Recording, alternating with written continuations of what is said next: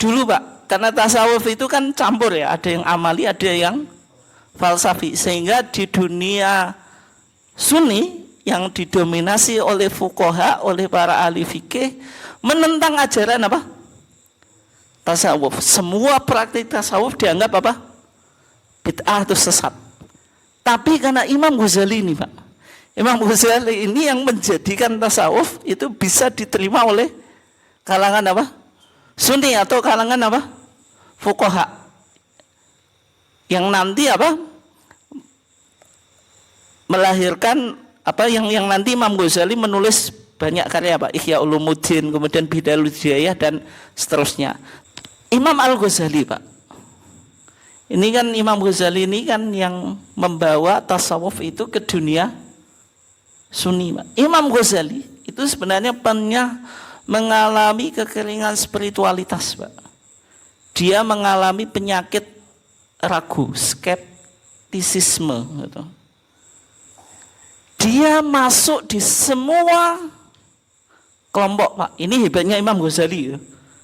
Dari pengalaman perjalanan intelektualitas beliau dan perjalanan spiritualitas beliau dalam mencari kebenaran, dibukukan menjadi sebuah kitab yang namanya Al-Munqidh Minadh-Dhalal. Namanya apa? Al-Munqidh Minadh-Dhalal. Al-Munqidh itu penyelamat Minadh-Dhalal dari kesesatan. Dia bicara dalam kitab ini tentang perjalanan intelektual beliau. Inilah yang disebut dengan autobiografi. Ada biografi, ada autobiografi. Kalau biografi itu yang menulis orang lain Pak, itu misalnya saya ingin menulis rekam jejak jenengan gitu, itu namanya apa? Biografi. Tapi kalau saya sendiri menulis sejarah diri saya sendiri, itu namanya autobiografi. Dan mungkin Minadh-Dhalal itu sebenarnya autobiografi Pak. Itu sebelum dikenal di dunia barat, Imam Ghazali itu sudah mengawalinya dengan kitabnya apa? Al-Munqidh Minadh-Dhalal. Kesimpulannya Imam Ghazali Pak, kebenaran itu tidak lepas dari 4 kelompok Pak, yang semuanya pernah dimasuki oleh Imam Ghazali. Yang pertama al-mutakallimun. Mutakallimun itu para teolog ya, atau ahli ilmu kalam, yang dalam melihat kebenaran itu menggunakan apa Pak? Pendekatan rasionalitas, akal Pak.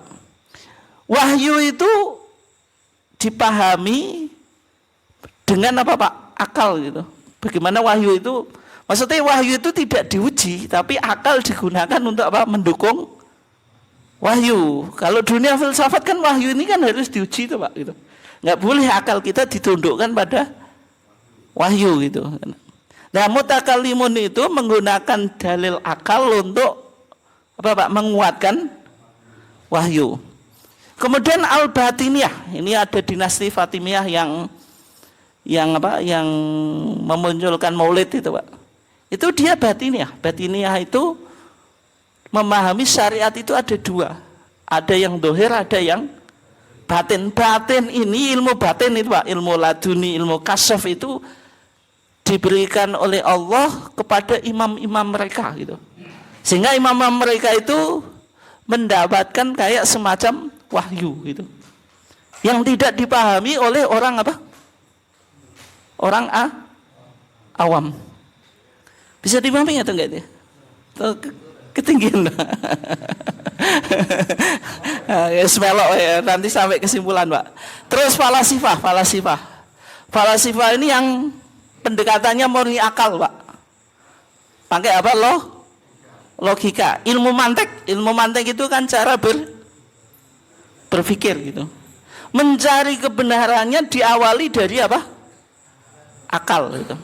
Kemudian as-sufiyah Pak. Sufiyah ini dengan melakukan olah batin, dia menjadi orang yang dekat dengan Allah sehingga mendapatkan kasyaf apa Pak? Bisa menyikap alam gaib gitu. Dari kesimpulan Imam Ghazali Pak, kebenaran itu mereka yang mencari kebenaran itu tidak lepas dari 4 kelompok ini. Tapi Imam Ghazali Pak, itu berhenti pada tasawuf. Imam Ghazali dulu mutakalim atau ahlul kalam Pak, mempelajari agama sebagaimana ahli tauhid itu. Apa Pak? Akal digunakan untuk mendukung wahyu. Kemudian Imam Ghazali juga masuk batiniah, dan tapi beliau mengkritik tentang batiniah ini, menulis buku namanya Fadhailul Batiniah. Filsafat juga masuk Pak. 2 tahun Imam Ghazali itu sebelum mengkritik filsafat nulis namanya Maqasid Falasifah. Ini menunjukkan kalau dia ahli filsafat. Baru muncul tahafut falasifah. Pernah dengar atau enggak? Tahafut falasifah itu kerancuan para filosof. Imam Ghazali mengkafirkan para filosof itu dalam 20 masalah Pak. Yang 3 sampai kafir, yang berarti yang 17 fasik Pak. Saya punya bukunya Pak. Kemudian dikantar oleh Ibnu Rushd menjadi apa? Tahafut. Pokoknya didengerin Pak. Nggak paham nggak apa-apa. Ini saya yakin nggak paham gitu. Ini memang kajiannya bukan untuk konsumsi publik Pak. Intinya Imam Ghazali terus. Tapi Imam Ghazali itu menarik Pak. Ketika itu dia sudah menduduki mudir madrasah nidhamiyah Pak, semacam rektor universitas, mahasiswanya banyak, gajinya besar Pak. Tapi beliau mengalami kekeringan spiritualitas Pak, nggak yakin terhadap yang ia ajarkan atau yang ia alami. Akhirnya beliau melakukan apa? Khalwat itu, menempuh jalan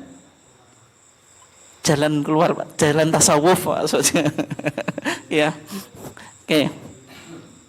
Kan tidak bisa semua orang kayak itu tuh Pak. Misalnya jenengan karirnya meroket kemudian meninggalkan, misalnya orang yang masuk di dunia politik Pak, menduduki jabatan yang kelas tinggi, Pak, gajinya tinggi, kemudian langsung resign, kan nggak mungkin toh, emani gitu.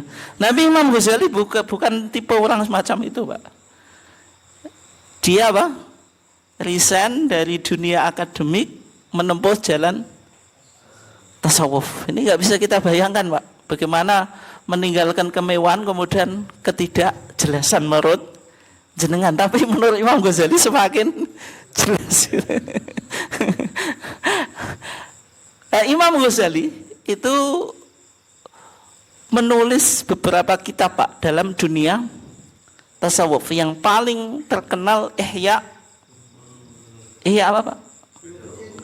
Yang betul Ihya Ulumuddin, bukan Ihya Ulumuddin. Apalagi Muddin yang belakang. Ihya Ulumuddin. Tapi kalau kita baca Ihya Ulumuddin itu berat Pak. Ihya Ulumuddin. Makanya terjadi common mistake ya, mudahnya ya Ihya Ulumuddin karena mudhof ilaih gitu. Enggak salah kalau secara nahwu kita baca Pak, Ihya Ulumuddin. Yang betul Ihya Ulumuddin karena ulum di sini menjadi mudhof ilaih. Dia juga mudhof gitu. Kemudian dimudhofkan lagi. Di Ihya Ulumuddin ini Pak, Imam Ghazali melakukan pembaruan dalam ilmu-ilmu agama Pak. Yang mana beliau mentasawufkan fikih dan memfikihkan apa? Tasawuf. Karena ketika itu Pak, antara fuqaha itu ahli fikih, mutasawwifun atau asalikun, orang yang mempraktekkan tasawuf itu nggak bisa temukan. Yang fuqaha itu hanya bicara hukum Pak, tanpa bicara tentang nilai filosofi dari sebuah hukum. Kalau kita bicara hukum hitam putih, hidup nyaman atau enggak Pak? Enggak. Kalau jenengan bicara hukum terus, ini halal, ini haram, semuanya hitam putih Pak, beragama menjadi enak atau enggak? Enggak enak Pak, semuanya apa? Hitam putih, kaku gitu. Orang beragama jadi apa? Repot itu. Yang satu Pak, yang mutasawwifin ini nggak penting Pak, melakukan amalan apakah ada dalilnya atau tidak. Yang penting amalan itu untuk mendekatkan diri kepada Allah. Kalau masyarakat sing penting apik gak wis kan itu. Apa dalil gak penting enek dalilnya atau tidak. Lah Imam Ghazali mencoba menemukan ini Pak, dua kelompok ini ya. Dengan karyanya Ihya Ulumuddin, sehingga dalam Ihya Ulumuddin itu kitab ini dikatakan apa Pak? Yusawwif al-fiqha, memberikan nuansa tasawuf dalam fikih. Wa yufaqihu at-tasawuf, dan memberikan nuansa fikih dalam tasawuf itu. Di Ihya Ulumuddin Imam Ghazali ini sekedar pengantar Pak, biar jenengan paham ketika bicara ihya itu isinya apa gitu loh. Bukan ihya tapi kita nggak tahu gitu loh. Atau dengar mana namanya saja masih mending Pak. Daripada orang awam Ihya Ulumuddin blas gak ngerti gitu Pak. Ihya Ulumuddin itu isinya ada 4 bagian Pak. Kata Imam Ghazali ya di muqaddimahnya, waqad asastuhu ala arba'ati arba'. Kitab ini saya susun menjadi apa Pak?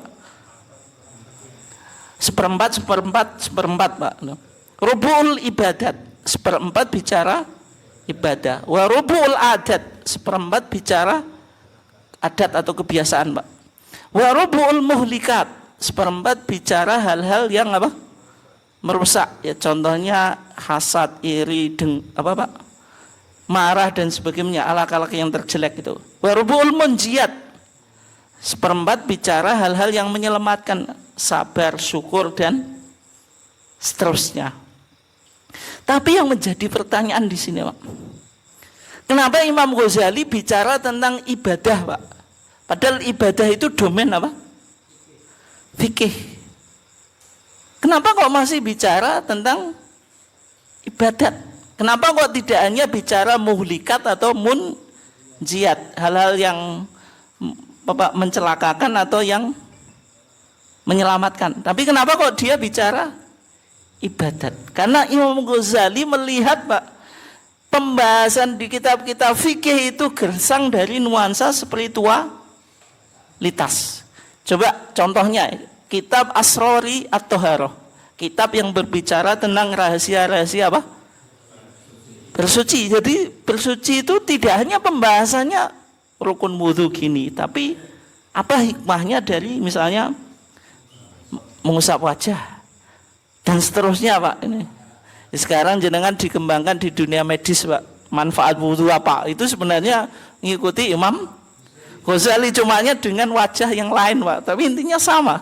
Yang jenengan tahu sedikit-sedikit kedokteran, oh melakukan gini nanti manfaatnya gitu. Imam Ghazali sudah duluan gitu.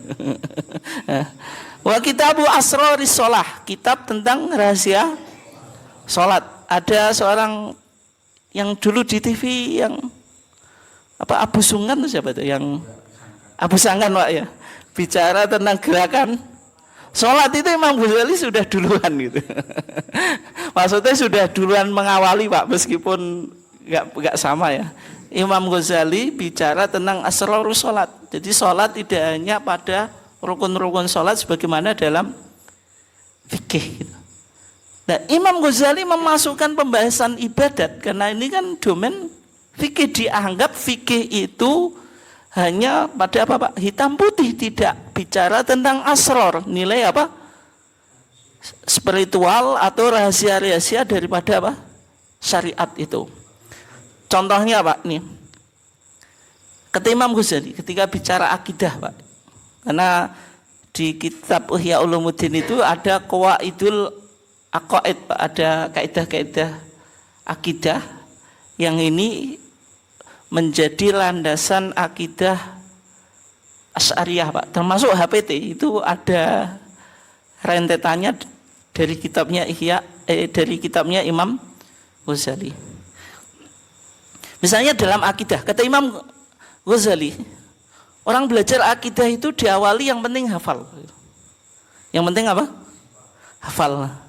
Kalau sudah anak kecil itu kan yang penting hafal Pak. Malaikat pembawa apa Pak? Wahyu siapa itu? Dia yang penting tahu Jibril. Nah, dia Jibril itu apa juga begitu tahu, Pak. Kan yang penting apa? Hafal. Kalau sudah hafal itu al-fahmu. Itu apa? Paham. Kalau sudah paham itu al-itqon, Pak. Mengkuatkan lagi, mengkaji secara yang lebih dalam dan seterusnya. Tapi bukan berhenti pada situ. Akidah yang baik akan melahirkan apa, Pak? Amalan yang baik. Nah, dengan melakukan amalan dari apa yang kita yakini, Pak, maka di situ akan muncul kasful hakikoh, yaitu apa? Membuka hakikat yang kita apa? Imani. Cobanya Imam Ghazali coba kita lihat ya. Kalau orang sudah melakukan mujahadah riyadhah, meyakini apa yang diyakini, Pak, in fatahat lahu abwabun minal hidayah, akan terbuka apa? Pintu-pintu hidayah. Takshifu an haqaiqi hadil akidah, akan terbuka hakikat akidah ini binurin ilahiyin, dengan cahaya Allah, yuqdifuhu Allahu fi qalbi, yang diberikan Allah dalam hatinya, bisa babil mujahadah, dengan apa? Mujahadah tahqiqan liwa'di. Pokoknya kalau kita mujahadah di apapun, Pak, itu pasti apa? Sukses. Walladzina jahadu apa? Fina. Berarti kalau jenengan serius ke sini belajar tarjih, pasti suatu saat apa? Sukses itu. Nah, kan itu bagian mujahadah, Pak. Lanahdiyannahum apa? Subulana, pasti akan sampai. Kalau jenengan melakukan bagaimana saya bisa usul kepada Allah itu, suatu saat apa? Sampai. Dibanding juga jenengan menginginkan apapun kan diawali dari apa, Pak? Keinginan, kemauan, keinginan, usaha keras dan seterusnya. Itu yang disebut apa? Mujahadah. Okay. Ya misalnya Imam Ghazali juga bicara tentang asraru sholat, Pak. Kalau sholat itu ini yang dipakai di masyarakat itu. Kalau kita khusyuk dari takbir sampai salam, itu bisa atau enggak? Enggak bisa. Ya, kalau enggak bisa, minimal ketika Allahu Akbar itu betul-betul apa, Pak? Dikonekkan hati, lisan, gerakan kita ke zat yang maha mulia. Minimal di situ saja kata Imam Ghazali. Makanya dipraktekkan di masyarakat, mencoba apa, Pak, mempraktekkan ajaran Imam Ghazali, akhirnya takbir nggak jadi-jadi itu, Pak, itu. Ya kan Allahu Akbar kan harus hati connect, apa, Pak? Mulut bilang Allahu Akbar, tangan diangkat, Pak. Minimal itu. Kalau nggak bisa khusyuk secara total, itu ajarannya Imam Ghazali. Karena kan pengen connect, Pak, nggak connect sehingga di masyarakat takbirnya apa? Bolak-balik itu. Oke, berarti intinya tasawuf itu bisa diterima di dunia sunni, Pak, dari apa? Jasa Imam Ghazali, terutama dalam karyanya, Pak, Ihya Ulumuddin. Tapi Ihya Ulumuddin itu untuk tingkatan paling tinggi, Pak. Tingkatan yang menengah itu namanya Minhajul Abidin, Pak. Kemudian disyarah oleh Mbah Ihsan Jampes itu ulama Indonesia itu. Nulis apa? Syarah Minhajul Abidin itu. Dibaca di Maroko, pokoknya di Timur Tengah dibaca, itu ulama Indonesia. Yang paling kecil itu Bidayatul Hidayah. Pernah dengar, Pak? Orang yang tua-tua dulu itu ngajinya Sulam Taufik, Sulam Safinah, sama Bidayatul Hidayah.